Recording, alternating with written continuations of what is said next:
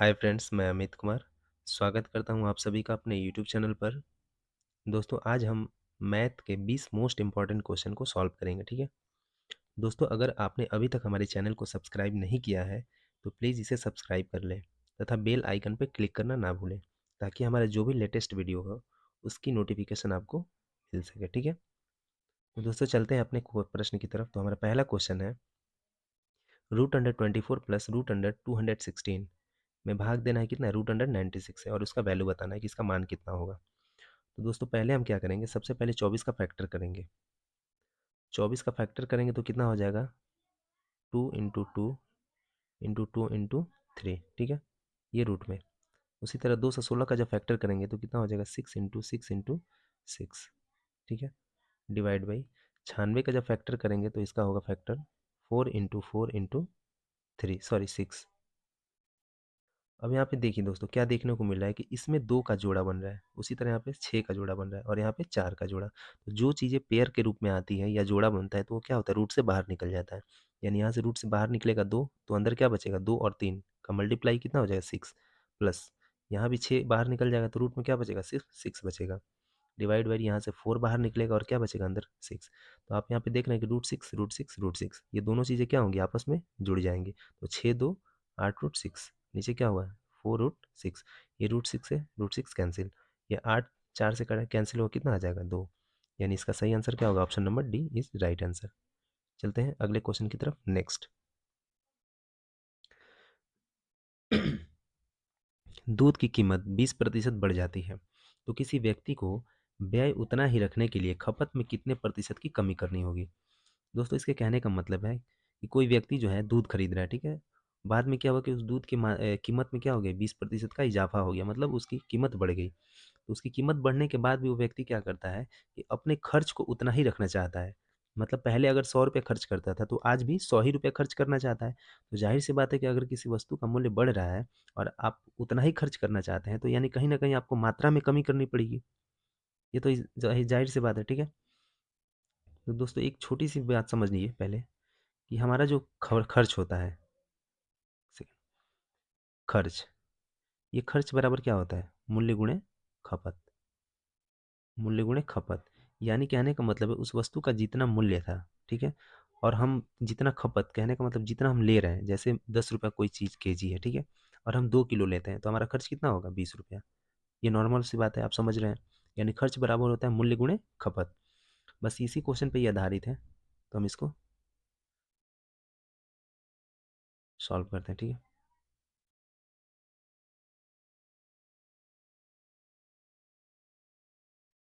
तो दोस्तों इसका जो कीमत है कितना परसेंट बढ़ रहा है, 20%, यानी 20% का मतलब कितना हो गया, अगर इसको फ्रैक्शन में तोड़ेंगे तो 20% का मतलब होता है 1/5। यानी कहने का मतलब अगर दूध का कीमत पहले 5 रुपये प्रति लीटर था तो उसमें अब कितना रुपए का वृद्धि हो गया है, 20%। और 20% कितना मतलब एक, यानी पहले अगर 5 रुपये लीटर अगर दूध मिलता था तो अब 1 रुपया बढ़ गया, यानी कितना रुपया हो गया, 5 से 6 रुपया हो गया। ये बात समझ रहे हैं। तो ये क्या है, हमारा मूल्य है।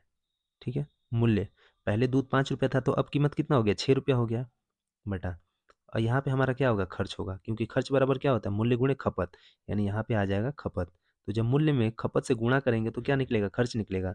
और क्वेश्चन कह रहा है कि हम पहले भी उतना ही खर्च करते थे, जितना हम पहले जितना खर्च करते थे आज भी हम उतना ही खर्च कर रहे हैं।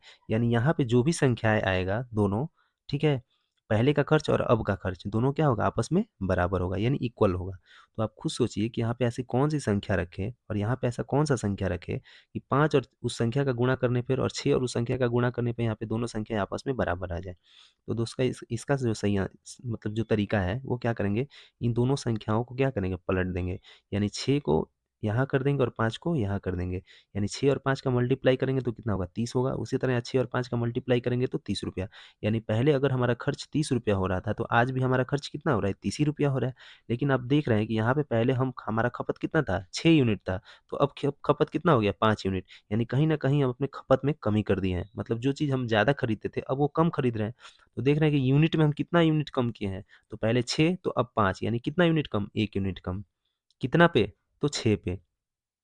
चूँकि देखिए ये तुलना हम उसी पे करते हैं जो हम पहले लेते थे, तो पहले हम 6 यूनिट लेते थे, आज कितना ले रहे हैं, 5। कमी कितना हुआ, तो 1 यूनिट का। तो तुलना किससे करेंगे? 6 से। अब प्रतिशत जब निकालना हो तो किससे गुणा करेंगे? 100 से। अब इसको कटा देते हैं, 2 तियाई 6, 2 50, यानी आंसर कितना हो जाएगा? 50/3। अब 50/3 का मतलब कितना होता है? 16/2/3, यानी इसका आंसर क्या होगा? Option number D is right answer. चलते हैं अगले क्वेश्चन पे। नेक्स्ट, एक घनाकार कमरे में रखी जा सकने वाली सबसे बड़ी छड़ की लंबाई 35√3 मीटर है। घनाकार कमरे के भीतर रखी जा सकने वाले सबसे बड़े गोले का पृष्ठीय क्षेत्रफल ज्ञात करें।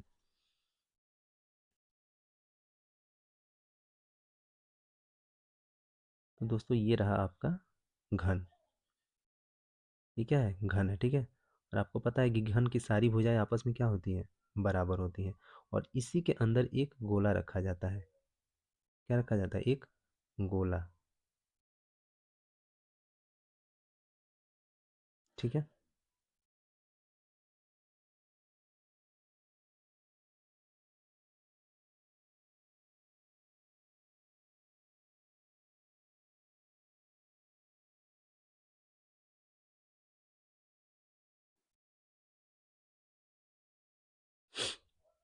ठीक है दोस्तों, इसके अंदर देखिए मैंने गोला रख दिया, और ये गोला, इसमें अधिकतम मतलब जितना बड़ा से बड़ा हम इसमें रख सकते हैं उतना बड़ा हम गोला रख दिए हैं। इस गोले का जो ऊपरी सतह है, गोला का ऊपरी भाग और निचली भाग, ये दोनों इस घन के ऊपरी सतह और निचली सतह को क्या करेगा? टच करेगा, मतलब स्पर्श करेगा। तो यानी ये जो गोला का ऊंचाई आप देख रहे हैं, एक सेकेंड एक सेकेंड, इस गोले की ये जो ऊंचाई आप देख रहे हैं, ठीक है, ये गोले की जो ऊंचाई है इस घन की ऊंचाई के क्या होगा? बराबर होगा। और घन की सभी भुजाएं क्या होती हैं? आपस में बराबर होता है। तो सबसे पहले चीज़ निकालेंगे क्या, कि ये जो घन का ऊंचाई है, इस घन के लिए क्या करेगा? सॉरी, घन नहीं, इस जो गोले का जो ऊंचाई है, इस गोले का क्या है? ये व्यास है। और हमें त्रिज्या निकालना है, तो इस व्यास का क्या करेंगे? आधा करेंगे। यानी कहीं ना कहीं हम इस भुजा की अगर लंबाई हमको पता चल जाए, तो यानी भुजा की लंबाई अगर पता चल जाता है और उसको हम आधा कर देते हैं, तो वो गोले का त्रिज्या निकल जाएगा। जब त्रिज्या निकल जाएगा तो हम उसका क्या निकाल देंगे? पृष्ठीय क्षेत्रफल। तो सबसे पहले क्या निकालना है हमें? घन की भुजा। तो घन का विकर्ण आपको दिया है, और घन का विकर्ण बराबर कितना होता है? तो घन का विकर्ण बराबर होता है √3 × a। और ए क्या है? भुजा है, ठीक है। तो यहाँ से विकर्ण दिया है 35√3, बराबर इधर कितना है? √3 × a। ये √3 से √3 कटेगा, तो ए बराबर कितना आ गया? 35। यानी भुजा की लंबाई कितना आ गया? 35 सेंटीमीटर, ठीक है, 35 मीटर आ गया। तो बताइए हमें आर का मान निकालना है, तो क्या करेंगे? भुजा का आधा करेंगे, तो 35 का आधा कितना हो जाएगा? 17.5, यानी 35/2, यानी आर का मान निकल गया है। तो आर का मान निकल गया, तो अब हमें क्या निकालना है? इस गोले का पृष्ठीय क्षेत्रफल। तो पहले पृष्ठीय क्षेत्रफल निकाल लेते हैं।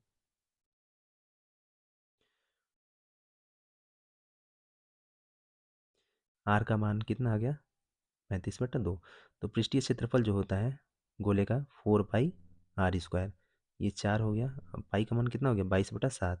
और इसको क्या लिखेंगे? 35 × 35/2 ये दो दूनी के 4, ये 4 कैंसिल हो गया, ये 7 से कटाएंगे, 7×5 = 35। ये 22×5 कितना हो गया? 110। और गुणे आगे कितना है? 35। इसका मल्टीप्लाई करेंगे तो 11×5 = 55, जीरो, 11×3 = 33 और 5 = 38, यानी 3850 मीटर इसका क्या हो जाएगा? पृष्ठीय क्षेत्रफल। तो इसका आंसर कौन सा सही होगा? Option number C is right answer, ठीक है। चलते हैं अगले क्वेश्चन की तरफ। नेक्स्ट,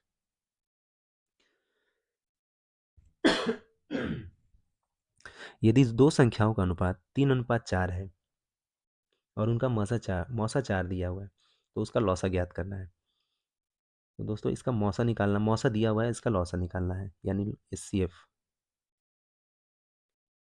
एफ कितना दिया हुआ है? 4। और इन संख्याओं का अनुपात कितना दिया हुआ है? 3:4। दोस्तों वो संख्याएं जो होंगी ए और बी, इसके एच सी एफ से क्या करते हैं? इसमें गुणा कर देते हैं, यानी 4×3 = 12, 4×4 = 16। और इसी का लौसा निकालना है, तो 12 और 16 का लौसा कितना हो जाएगा? 48। यानी इसका आंसर कौन सा हो जाएगा? Option number A, 48 is right answer. चलते हैं अगले क्वेश्चन की तरफ। नेक्स्ट, एक व्यापारी एक वस्तु को बेचने के लिए 30% और 15% की क्रमिक छूट देता है। यदि उस वस्तु को 476 रुपये में बेचा गया हो तो उसका अंकित मूल्य ज्ञात करें। दोस्तों कहने का मतलब है कि एक व्यापारी है जो उस वस्तु पे दो डिस्काउंट देता है, दो छूट देता है, पहला 30% का और दूसरा 15% का। और छूट का मतलब होता है कि अगर कोई व्यक्ति आपको छूट दे रहा है, इसका मतलब कि उतना रुपया आपको छोड़ रहा है, उसके बाद जो बचा वो क्या कर रहा है? उतना रुपया आपसे ले रहा है। यानी कहने का मतलब अगर कोई व्यक्ति आपको 30% का छूट दे रहा है, यानी वो आपको 70% के मूल्य पे वो वस्तु को बेच रहा है, ठीक है, 30% छोड़ दिया। तो यहाँ पे उसी चीज़ को समझना है। तो हम मान लेते हैं इसका अंकित मूल्य पूछा है ना, तो इसका अंकित मूल्य ही हम मान लेते हैं कि एक्स रुपया है, और एक्स रुपया है तो उस पर सबसे पहले छूट कितने का दे रहा है, 30% का। तो जब 30% का छूट दे रहा है, इसका मतलब वो 70% पे बेच रहा है, तो 70% इसका निकालेंगे तो 70% का मतलब कितना होता है, 70/100, और 70/100 का मतलब कितना होता है, जीरो से जीरो कैंसिल हो जाएगा तो 7/10 बचेगा। फिर एक पता चला कि एक और डिस्काउंट दे दिया, कितने का, तो 15% का। तो 15% का फिर छूट दे रहा है, इसका मतलब वो कितना का बेच रहा है, 85% का बेच रहा है। यानी 85% को जब लिखेंगे तो 85/100, और 85/100 5 से कटाएंगे तो कितना हो जाएगा, 17×5 = 85, और नीचे में कितना हो जाएगा, 20। और इतना छूट देने के बाद वो वस्तु को कितने रुपए में बेच रहा है, 476 रुपये में। तो जो कट रहा है उसको कटा दीजिए, 7 से कटाएंगे इसको, 7×6 = 42, और 7/56 68 आ गया। ये 17×4 = 68, ठीक है, 4, ये जाके गुणा हो जाएगा तो एक्स का मान कितना आ जाएगा, 4×2 = 8, 800 रुपया। यानी इसका जो अंकित मूल्य है वो कितना हो जाएगा आपका, ऑप्शन नंबर डी, 800 रुपये, ठीक है। चलते हैं अगले क्वेश्चन की तरफ, नेक्स्ट। एक समान त्रिज्या वाले गोले तथा एक बेलन के आयतन एक समान हो तो उस बेलन की त्रिज्या तथा गोले की ऊंचाई का अनुपात ज्ञात करें। यानी गोला और बेलन दोनों का आयतन क्या है, समान दिया हुआ है। तो सबसे पहले हम क्या करेंगे, यहाँ पे एक चीज़ को समझिए कि बेलन किसे कहते हैं और गोला किसे कहते हैं। तो दोस्तों ये रहा बेलन और ये रहा गोला, ठीक है। और इन दोनों का आयतन क्या है, समान दिया है। क्वेश्चन पूछ रहा है कि बेलन के त्रिज्या तथा गोले का ऊंचाई ज्ञात करना। सॉरी, गोले का ऊंचाई नहीं होता, गोले की त्रिज्या होती है, जबकि बेलन का क्या होता है, त्रिज्या नहीं, उसका ऊंचाई होता है। पूछना चाहिए था ऐसे, यहाँ पे थोड़ा सा मिस्टेक हो गया है। तो देखिए पहले हम निकालते हैं गोले का आयतन। तो गोले का आयतन क्या होता है, 4/3, 4/3 πr³ इजकल टू बेलन का आयतन कितना होता है, तो πr²h। यहाँ से पाई और पाई कैंसिल हो जाएगा, ये r²r³ कैंसिल होगा तो एक आर बचेगा। यहाँ बचा 4/3 r इजकल टू कितना हो गया, एच को जब यहाँ पे लाएंगे तो r/h बराबर, ये 3 कहाँ चला जाएगा, ऊपर, और 4 नीचे। यानी r/h बराबर कितना हो गया, 3/4। यानी इसका आंसर क्या होगा, 3/4 इज राइट आंसर। चलते हैं अगले क्वेश्चन की तरफ, नेक्स्ट। यदि ए का 5.5 बराबर बी का 0.65 हो तो ए अनुपात बी ज्ञात करें, ठीक है। तो दोस्तों देखिए ए का 5.5 है ना, तो जब पॉइंट हटाएंगे तो कितना हो जाएगा, 55/10 इजकल टू बी इंटू 0.65 का मतलब होता है कि जब पॉइंट हटाएंगे तो 65/100, चूँकि दो दशमलव के बाद 2 अंक है, हटाएंगे तो बटा में 100 हो जाएगा, एक जीरो से एक जीरो कैंसिल। उसके बाद से A/B, A/B इजकल टू कितना हो जाएगा, 65, और ये, सॉरी 65, और ये क्या होगा, 55, ये नीचे आ जाएगा। और यहाँ पे पहले से 10 है, जो कट रहा है इसको कटा दीजिए, 5 से कटेगा 13 बार में, और ये 5 से कटेगा 11 बार में। यानी कितना आ गया, ऊपर 13 और नीचे 11 दहिया 110, यानी कितना आ गया, 13/110। तो इसका सही आंसर होगा 13/110, option number D is right answer. चलते हैं अगले क्वेश्चन की तरफ, नेक्स्ट। एक वस्तु को 10% की हानि पर बेची गई यदि उसे 90 रुपये अधिक पर बेचा जाता तो 5% का लाभ होता। तो वस्तु का क्रय मूल्य ज्ञात करें। तो दोस्तों देखिए वस्तु का क्रय मूल्य ज्ञात करना है, तो हम क्रय मूल्य खुद से मान लेते हैं कि इसका 100 यूनिट, कितना यूनिट, 100 यूनिट, और इसको कहते हैं सीपी। सीपी का मतलब होता है कॉस्ट प्राइस।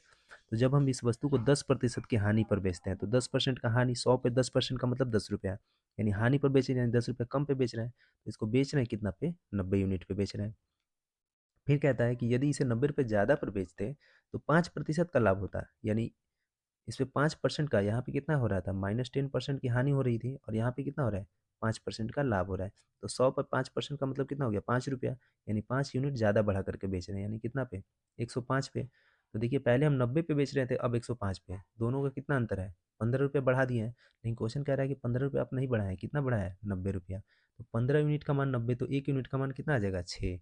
यानी 1 यूनिट का मान 6, तो हम कॉस्ट प्राइस कितना माने हुए, क्रैमुल 100 यूनिट ना, और 1 यूनिट का मान कितना है, 6। तो 100 यूनिट का मान कितना हो जाएगा, 6 से इसमें गुणा कर देंगे, 600 रुपया। यानी इस वस्तु का क्रय मूल्य कितना हो जाएगा, 600 रुपया। Option number C is right answer, ठीक है। चलते हैं अगले क्वेश्चन की तरफ, नेक्स्ट। एक वृत्त की दो समांतर जीवा 6 सेंटीमीटर तथा 8 सेंटीमीटर लंबी है। यदि उसमें छोटी जीवा केंद्र से 4 सेंटीमीटर की दूरी पर है वो, तो दूसरी जीवा की केंद्र से दूरी कितनी होगी? एक बात समझिए। ये रहा वृत्त, ठीक है। और इसमें दो जीवाएं हैं और दोनों जीवा एक दूसरे के क्या है, समानांतर है। तो ये हमारा छोटा जीवा और ये बड़ा जीवा, ये बड़ी जीवा, और ये क्या है, वृत्त का केंद्र है। और वृत्त वृत्त के केंद्र से कह रहा है ये 8 सेंटीमीटर, यानी इधर वाला 8 सेंटीमीटर का और ये छोटी जीवा 6 सेंटीमीटर का। तो एक बात समझिए कि जब हम केंद्र से दोनों जीवाओं पे जब लंब डालेंगे, लंब का मतलब कितना होता है, 90 डिग्री। ठीक है, लंब का मतलब 90 डिग्री, 90 डिग्री। तो जो छोटी जीवा है वो केंद्र से कितना सेंटीमीटर की दूरी पे है, 4 सेंटीमीटर की दूरी पे है। यानी ये जो केंद्र से इस छोटी जीवा की जो दूरी है वो कितना है, 4 सेंटीमीटर। और आपको पता है कि जब ये 6 है तो ये आधा दूरी कितना हो जाएगा, 3, और ये 3, ठीक है। तो यहाँ से जब इस वृत्त के केंद्र को जब परिधि से मिलाएंगे तो ये क्या कहलाएगा, त्रिज्या। और ये भुजा दिया है 4 सेंटीमीटर और ये आधार 3 सेंटीमीटर और ये 90 डिग्री। तो पाइथागोरस प्रमेय के अनुसार ये कर्ण कितना हो जाएगा, 4, 5, 3, यानी ये कितना हो जाएगा, 5 सेंटीमीटर। यानी वृत्त की त्रिज्या कितना आ गया, 5। वैसे ही जब हम इसको यहाँ से मिलाएंगे तो ये भी वृत्त का त्रिज्या कहलाएगा, तो यहाँ भी ये 5 सेंटीमीटर होगा। और ये पूछा है कि जो बड़ी जीवा है वो वृत्त के केंद्र से कितना सेंटीमीटर की दूरी पे है, यानी ये वाला मान निकालना है, ठीक है। और ये जब 8 सेंटीमीटर है तो ये भी कितना हो जाएगा, 4, 4। तो आधार 4 सेंटीमीटर मिल गया, कर्ण 5 सेंटीमीटर मिल गया, और एंगल आपका 90 डिग्री है। तो पाइथागोरस प्रमेय लगाएंगे तो 5, 4, 3, ये कितना हो जाएगा, 3, ठीक है। यानी ये दूरी कितना हो जाएगा, 3, चूंकि 5 का स्क्वायर करेंगे तो 25 और 4 का स्क्वायर करेंगे 16, 25 में से 16 गया 9, और 9 का वर्गमूल 3, यानी ये दूरी कितना हो गया, 3 सेंटीमीटर। इसका आंसर क्या होगा, option number D is right answer, ठीक है। चलते हैं अगले क्वेश्चन की तरफ, नेक्स्ट। 12, 16 और 18 संख्याओं का चतुर्थ अनुपात ज्ञात करें। तो दोस्तों कभी भी चतुर्थ अनुपात निकालना हो तो जब तीन संख्याएं दी गई हो तो लास्ट दूसरा और तीसरी, दूसरी संख्या और तीसरी संख्या, इन दोनों का क्या करते हैं, आपस में गुणा कर देते हैं और उस संख्या में 12 से भाग दे देते हैं। यानी इसको कैसे करेंगे, 16 × 18, इन दोनों संख्याओं का गुणा और उसमें कितना से भाग देना है, 12 से। तो 6 दूना 12, 6 तिया 18, 2 8 16, 8 तिया 24, है इसका आंसर क्या हो जाएगा, option number C is right answer, 24। चलते हैं अगले क्वेश्चन की तरफ, नेक्स्ट। दोस्तों इसमें देखिए 169 है तो 169 का वर्गमूल कितना हो जाएगा, 13। यानी इसमें से 13 बाहर निकलेगा तो यहाँ पे कितना हो जाएगा, 13। और जब 13 को 68 में जोड़ेंगे तो कितना हो जाएगा, 81, रूट में 81। और रूट में 81 का मतलब कितना होता है, इसका वर्गमूल जब निकालेंगे तो 9 हो जाएगा, यानी यहाँ पे कितना आ गया, 9। तो 216 में जब 9 जोड़ेंगे तो फिर कितना आ जाएगा, रूट में 225। और 225 का वर्गमूल निकालेंगे तो 15, फिर यहाँ पे कितना आ गया, 15। और 15 को 129 में जोड़ेंगे तो 144, यानी 144 हो गया। और 144 का जब वर्गमूल निकालेंगे तो कितना हो जाएगा, 12। यानी इसका आंसर कितना हो जाएगा, 12। Option number D is right answer. चलते हैं अगले क्वेश्चन की तरफ, नेक्स्ट। किसी कार्य को ए 10 दिन में कर सकता है और उसी कार्य को बी 20 दिन में कर सकता है। वह दोनों एक साथ काम करना शुरू करते हैं तथा 5 दिन के बाद ए काम छोड़ देता है, तो शेष काम बी अकेले कितने दिन में पूरा करेगा। दोस्तों ए जो है ये 10 दिन में किसी काम को कर सकता है, बी उसी काम को 20 दिन में कर सकता है। तो बात करें कि टोटल काम कितना होगा तो 10 और 20 का एलसीएम लेते हैं तो एलसीएम कितना आ जाएगा, 20। यानी टोटल काम 20 पीस है, कितना पीस है, 20 पीस है।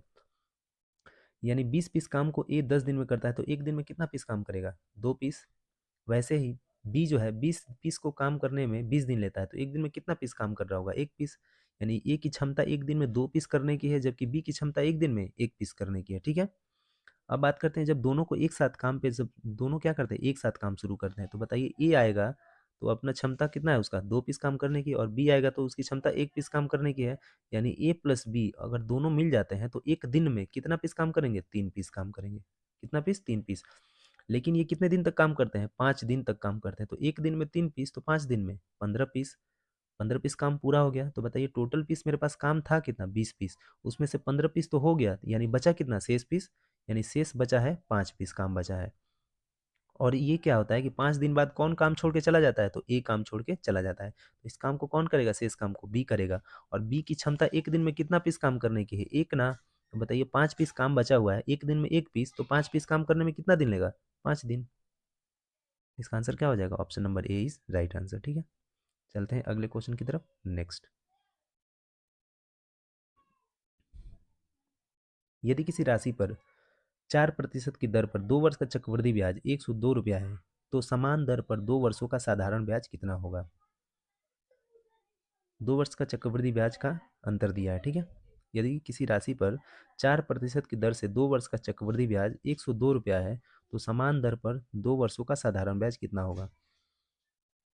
अब दोस्तों देखिए, यहाँ से रेट क्या दिया हुआ है? 4%। तो 4% का मतलब कितना होता है? 1/25। ठीक है, तो 1/25 है, टाइम कितना दिया हुआ है? 2 साल। तो हमें जब मूलधन मानना हो, पी का जब मान निकालना हो, तो हम क्या करते हैं? उस रेट से निकालते हैं, और जितना टाइम रहता है उसको क्या करते हैं? उसके पावर पे लिख देते हैं। तो 25 का स्क्वायर करेंगे, कितना होगा? 625। यानी हमारा मूलधन कितना आ गया? 625 आ गया, मूलधन 625। अब हम इसको क्या करेंगे? 2 साल के लिए चक्रवृद्धि ब्याज पे दे देते हैं। 2 साल पे देंगे तो ये पहला साल और ये दूसरा साल, और इस पे किस रेट से? तो 4% का। 4% का मतलब कितना होता है? 1/25।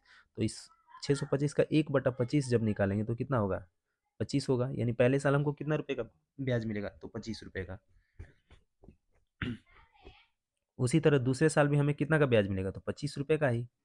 लेकिन चक्रवृद्धि ब्याज में क्या होता है कि ब्याज का भी ब्याज मिलता है। तो जब हम दूसरे साल आते हैं तो मूलधन पे तो ब्याज 25 रुपया मिला, साथ ही जो पिछले साल 25 रुपया ब्याज मिला था उस ब्याज का भी ब्याज मिलेगा। तो 25 का कितना के रेट से? तो 1/25 के रेट से। तो ये कटाएंगे तो कितना होगा? 25 का 25 1, यानी यहाँ पे कितना ब्याज मिला? 1 रुपया। तो टोटल ये देख रहे हैं कि हमको चक्रवृद्धि ब्याज कितना मिला? 25, 25, 50, 50 और 1 51 रुपया। लेकिन क्वेश्चन कह रहा है कि 51 रुपया नहीं है, मिल रहा है कितना? 102 रुपया। तो 51 यूनिट का मान कितना है? 102 रुपया। तो 1 यूनिट का मान कितना आ जाएगा? 2। तो 1 यूनिट का मान 2 आ गया। तो बताइए हम मूलधन कितना माने हुए? 625 यूनिट ना, और 1 यूनिट का मान 2। तो बताइए 625 यूनिट का मान कितना हो जाएगा? तो 625 यूनिट इसमें 2 से गुणा कर देंगे, तो यानी कितना आ गया? 1250। ये जो हमारा मूलधन आ गया, ये हमारा ओरिजिनल मूलधन आया है। यानी 1225 रुपया क्या है? ये वास्तविक मूलधन है। अब इस पे हमको क्या निकालना है? साधारण ब्याज निकालना है। तो साधारण ब्याज निकाल देते हैं।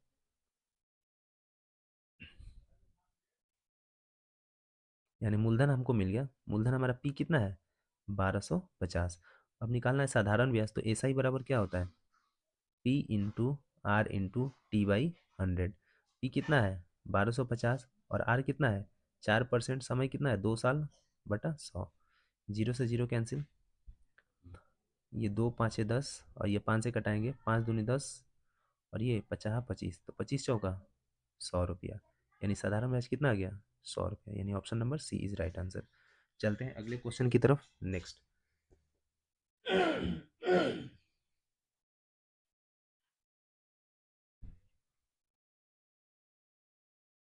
1.25 रुपया 10 रुपये का कितना प्रतिशत है? तो 1.25, 1.25 10 रुपये का, यानी 10 रुपये का 1.25 यानी 1.25 कह सकते हैं। ये कितना प्रतिशत है? अब प्रतिशत के लिए 100 से गुणा कर दीजिए। जब ये पॉइंट हटाएंगे तो नीचे क्या आ जाएगा? Double zero. ये डबल ज़ीरो, 100 से 100 खत्म। ये कितना हो गया? 12.5। इसका आंसर क्या हो जाएगा? C number right answer. चलते हैं अगले क्वेश्चन की तरफ। नेक्स्ट,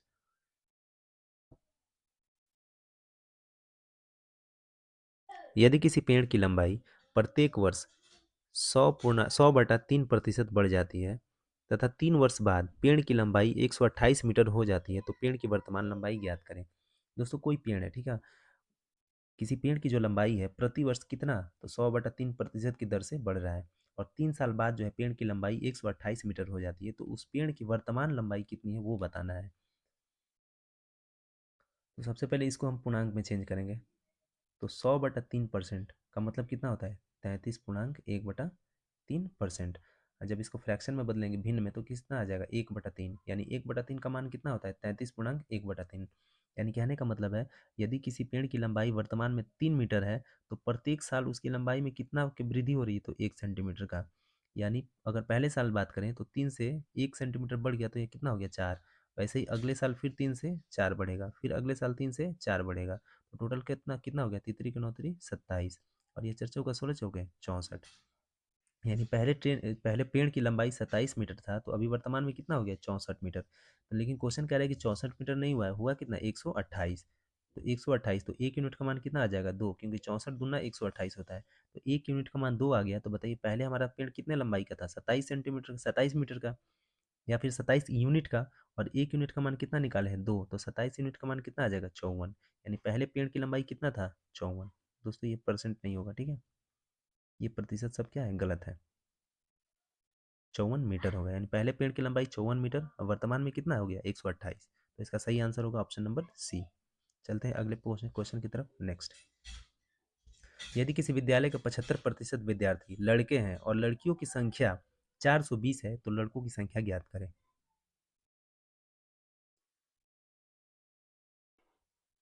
किसी विद्यालय के 75% विद्यार्थी लड़के हैं, यानी किसी विद्यालय में अगर 75% लड़के हैं तो 25% कौन होंगे, लड़कियां होंगी।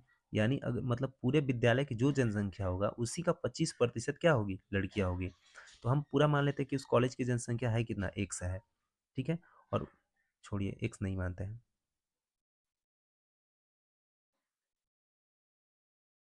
75% है ना, तो हम क्या करते हैं, इस 75% को फ्रैक्शन कर देते हैं, ठीक है। तो 75% बराबर कितना होगा, 25 × 75, 25 × 4 = 100, ठीक है।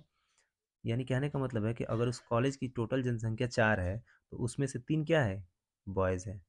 तो अब एक बात बताइए, अगर 3 बॉयज़ हैं तो बताइए एक क्या होगी, लड़कियां होंगी, एक लड़कियां होंगी, चूंकि टोटल जनसंख्या है कितना 4, और उस 4 में से 3 लड़के हैं तो एक क्या होगी, लड़कियां होगी। लेकिन क्वेश्चन कह रहा है कि लड़कियों की संख्या एक नहीं है कितना, 420 है। तो 1 यूनिट का मान 420 है, तो बताइए कि उसमें लड़कों की संख्या कितना दिया था, 3 यूनिट ना, और 1 यूनिट का मान कितना दिया है 4, तो बताइए 3 यूनिट का मान कितना हो जाएगा। तो इसमें क्या करेंगे, 3 से गुणा कर देंगे, 300, 3 दूना 6, 3 × 4 = 12, 1260। यानी उस कॉलेज में लड़कों की संख्या है कितना, 1260, यानी इसका option B number is right answer. चलते हैं अगले क्वेश्चन की तरफ। Next, 273 plus 375 plus 478 plus 657 plus 597 को 25 से भाग दिया जाए तो शेषफल ज्ञात करें। दोस्तों एक बात समझिए, जब हम जैसे हम मान लेते हैं, कोई एग्जांपल लेते हैं, जैसे 17, 17 में जब हमें 5 से भाग देना हो और उसका शेषफल बताना हो तो हम क्या करते हैं, 17 में 5 से भाग देते हैं और शेषफल, 5×3 = 15, 2 शेषफल, यानी 2 हम बता देते हैं कि इसका शेषफल आ गया। वैसे ही अगर मान लेते हैं कि हमको देना है 26 में भाग 5 से, और इसका इकाई अंक या फिर मतलब शेषफल बताना हो तो हम क्या करते हैं, 26 में 5 से भाग देते हैं तो 5 का पहाड़ा 5 बार पढ़ते हैं, तो 50 25, शेषफल 1, यानी हम बता देते हैं कि इसकी शेषफल कितना आ गया, 1 आ गया। लेकिन चूंकि दोस्तों हम अगर ऐसे करेंगे तो हमारा टाइम लॉस होगा, ठीक है।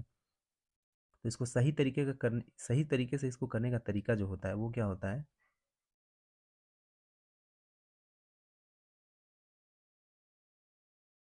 देखिए, यानी कहने का मतलब है कि अगर कोई संख्या 18 है और इसमें 5 से भाग देना है, तो आप ध्यान रखिए कि देखिए किसी भी संख्या में 5 से भाग दे करके शेषफल निकालने का मतलब होता है कि उस संख्या के इकाई अंक में भाग दे करके संख्या का शेषफल निकालना, ठीक है। यानी अगर ये 8 में ही हम सिर्फ 5 से उसके इकाई अंक में अगर हम 5 से भाग दे देते हैं, तो 8 में अगर आप 5 से भाग देंगे तो कितना बच जाएगा, 5 × 5, और शेषफल कितना आ गया 3। आप 18 में भी डायरेक्ट 5 से भाग देंगे तब भी आपका शेषफल 3 ही आएगा।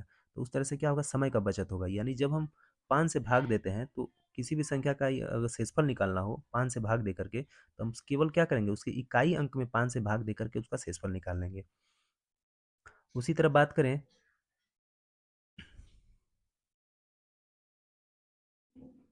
ये तो 5 का था कि जब हम किसी संख्या में 5 से भाग दे देते हैं, ठीक है, तो उसकी इकाई अंक में हम भाग दे करके शेषफल निकाल सकते हैं। लेकिन बात है यहाँ पे 25 से हमको भाग देना है, तो बताइए 25 से भाग देने का मतलब क्या होता है, 25 को हम क्या लिखते हैं, 5 की पावर 2, 5 की पावर 2 को ही तो 25 लिखते हैं। लेकिन आप देखिए कि जब हम 5 की पावर 1 था और तब हम किसी संख्या का शेषफल निकालना था तो उसमें उसके इकाई अंक में भाग दे रहे थे। जब हमें पावर जब 2 हो गया है तो अब हम क्या करेंगे, उस संख्या के इकाई और दहाई मतलब दोनों संख्या में भाग दे करके उस संख्या का शेषफल निकालेंगे, ठीक है। तो यहाँ पे देखिए 273 है, तो 273 में हमें 25 से भाग देना है ना, तो 25 में भाग देने का मतलब क्या, पूरा 273 में भाग नहीं देना है। हम क्या करेंगे, इकाई और दहाई वाले केवल संख्या में 25 से भाग देंगे।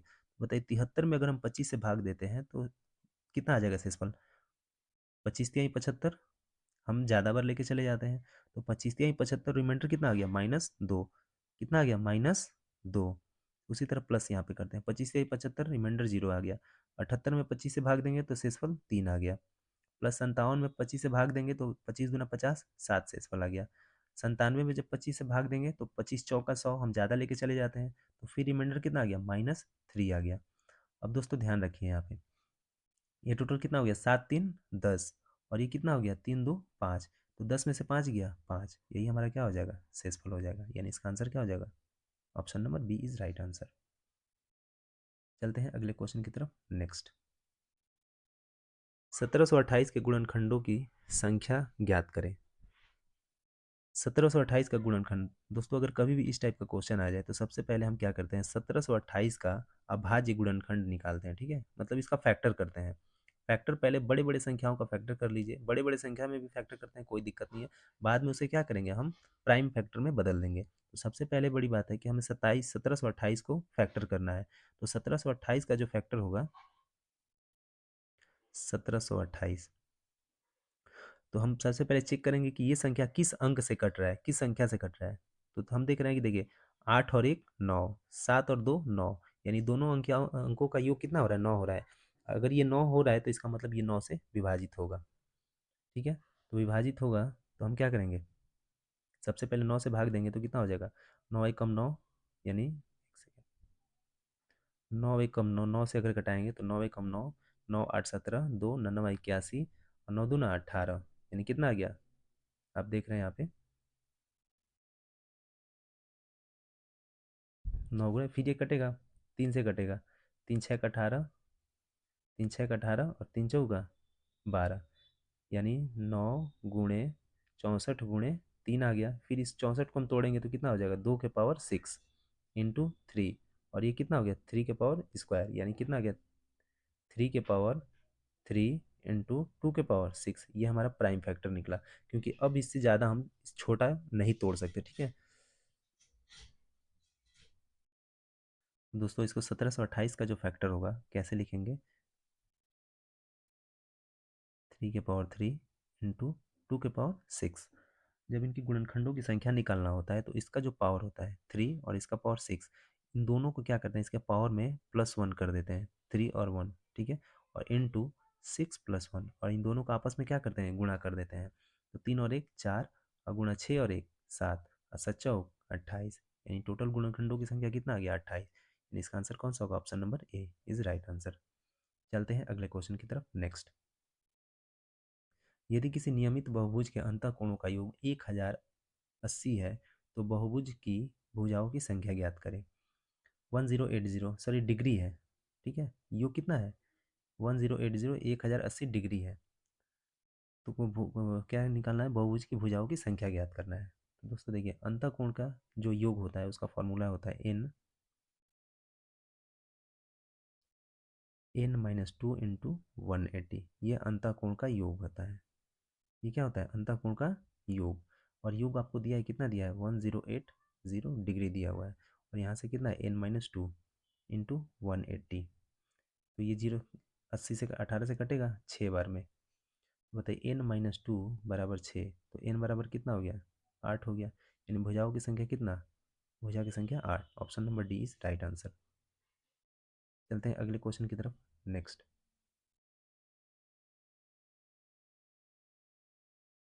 5041 का वर्गमूल निकालना है।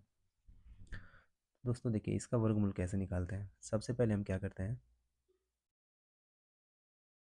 5141, पहले का 2 अंक ले लेंगे, ठीक है और इसका इकाई अंक कितना है, 1 है।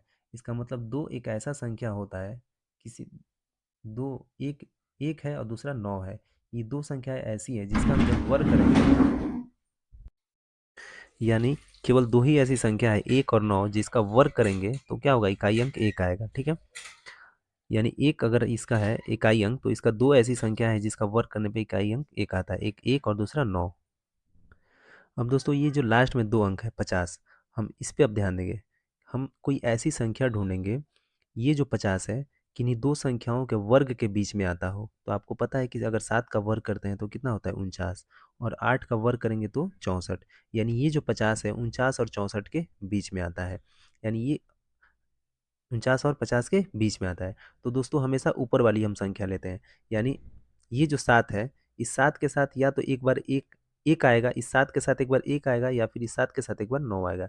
यानी ये जो संख्या या तो 71 का वर्ग है, वर्गमूल है, या फिर 79 का वर्गमूल इसका निकाला जा सकता है। ठीक है, अब बात करते हैं कि इसका आंसर 71 होगा कि 79 होगा, ये देखना है। तो हम देखते हैं कि ये जो 50 है, आप खुद देखिए कि 50 जो है 49 के सबसे नज़दीक है कि 64 के सबसे नज़दीक है। तो हम देखेंगे यहाँ पे 49 के नज़दीक है। तो जब हम ऊपर वाले के सबसे नज़दीक होते हैं तो हमारा ऊपर वाला आंसर होता है, जब हम नीचे वाले के नज़दीक में होते हैं तो हमारा नीचे वाला आंसर होता है। लेकिन फिलहाल तो अभी हम ऊपर वाले के नज़दीक हैं, यानी 49 के करीब हैं। यानी ये जो 50 है किसके नज़दीक है, तो 49 के, तो यानी ऊपर वाला हमारा आंसर होगा। हम ऊपर वाले के नज़दीक हैं तो हमारा आंसर कौन सा होगा, ऊपर वाला, यानी 71 इसका सही आंसर होगा। यानी इसका 50 41 का वर्गमूल कितना हो जाएगा, 71। यानी इसका option A number is right answer. चलते हैं अगले क्वेश्चन की तरफ, नेक्स्ट। तो दोस्तों हमारा क्वेश्चन ख़त्म हो गया। ठीक है दोस्तों, उम्मीद करते हैं ये सारे क्वेश्चन आपको अच्छे से समझ में आए होंगे। दोस्तों अगर ये वीडियो आप लोग को अच्छा लगे तो इसे लाइक करें, सब्सक्राइब करें और अपने दोस्तों को अधिक से अधिक शेयर करें। ठीक है, तो दोस्तों फिर हम मिलते हैं।